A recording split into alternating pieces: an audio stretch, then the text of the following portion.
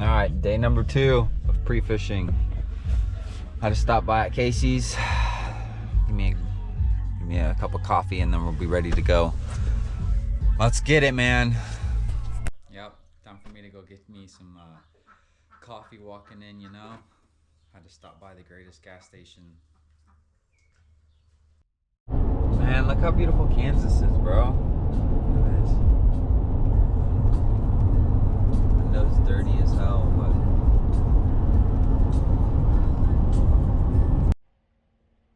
here's a look at Melvern's upper end.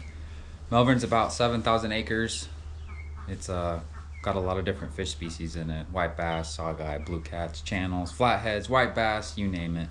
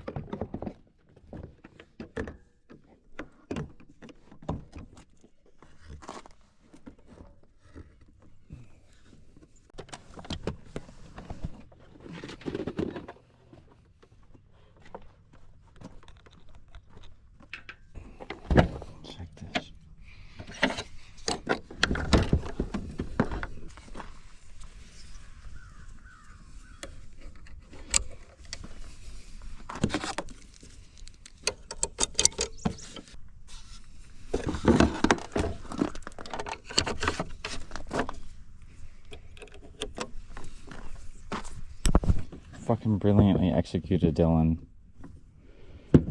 Brilliantly executed.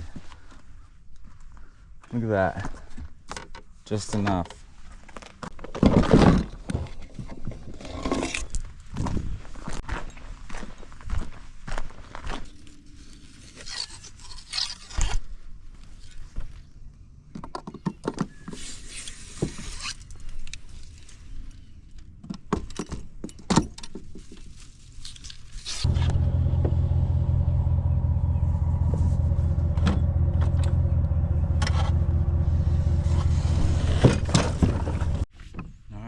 Starts now.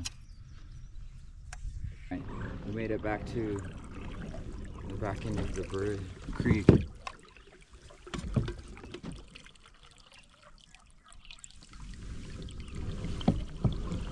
Doesn't really seem to be anything different up here.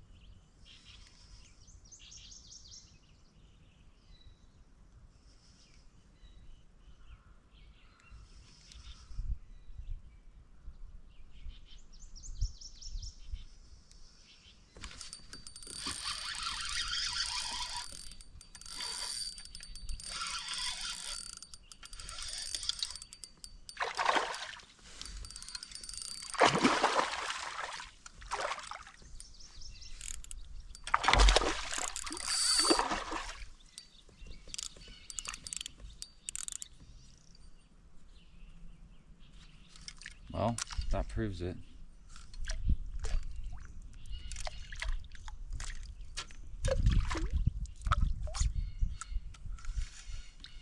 This is where we're gonna start tomorrow.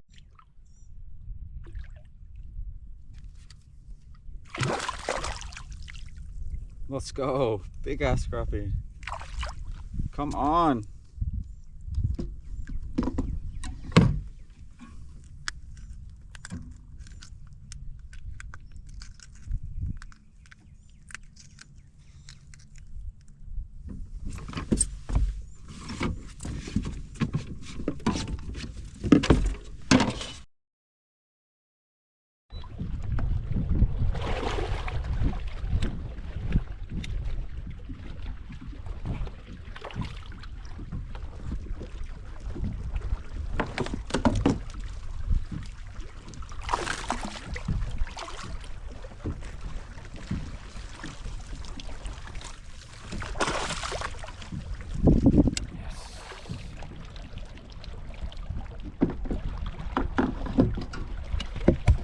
Better.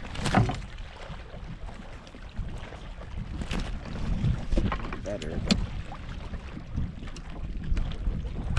Alright. Well, bottom. It's tournament day. Time to head to the boat ramp.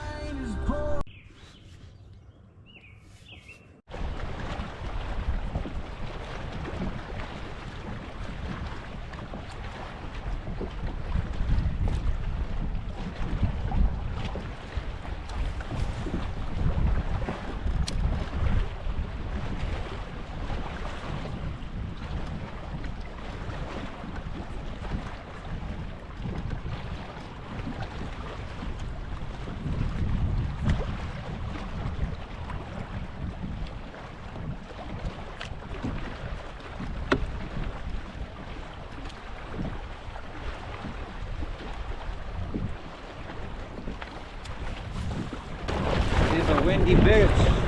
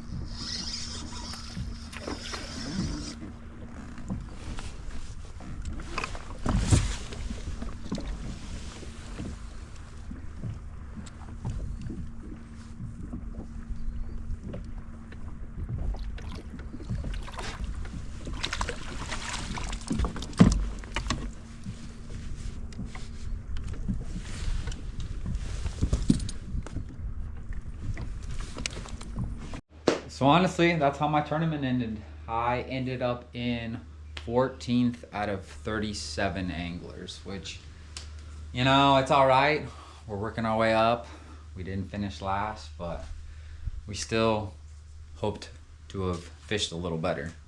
So this was the bait that I actually caught them on all day. It's kind of fucked up. I haven't changed it yet, but I ended up catching everything on an eco rig with a lead weight, fishing it really slow. While I was fishing, I actually managed to see the winner, and I watched him behind me throw this giant ass glide bait, just clunk.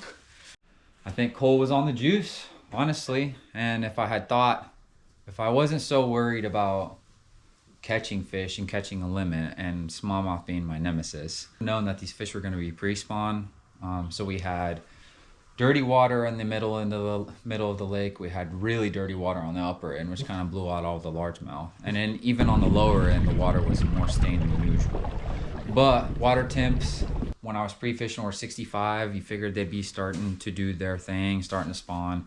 And then we had a rain that brought the lake up 3.5 foot, cooled off the lake, and honestly, it should have occurred to me that those fish were going to be staging in a little bit deeper water and that they may have been susceptible to larger baits. The sad part is I had wanted to throw this, which is just a giant Zoom super fluke. I didn't end up throwing it. I ended up falling in love with the Nico, but that's just the way it goes. We still had a lot of fun fishing. We are on to the next one, which is the State Roadrunner. So for the State Roadrunner, we have a list of state fishing lakes here in Kansas, and all of those state fishing lakes are accessible, and they're scattered throughout all over the state. The best part about that is, depending on where you live and how far you want to drive is going to dictate where you really want to go. And for me, personally, what's going to dictate is, are the fish biting, 1, and 2, does that particular impoundment have a population worthy enough to fish? Basically, does it have 18-inch fish in it? And a lot of our impoundments in Kansas, some do, some don't, some have more, some have less. But our job for the next 4 weeks until that tournament is to try to figure out which impoundment has a good population so that we can try to finish a little better for this next tournament. So I appreciate you all for watching. Stay tuned. We're gonna try to post one of these a week. I hope you guys have a good day, good rest of your week, and we'll catch you later.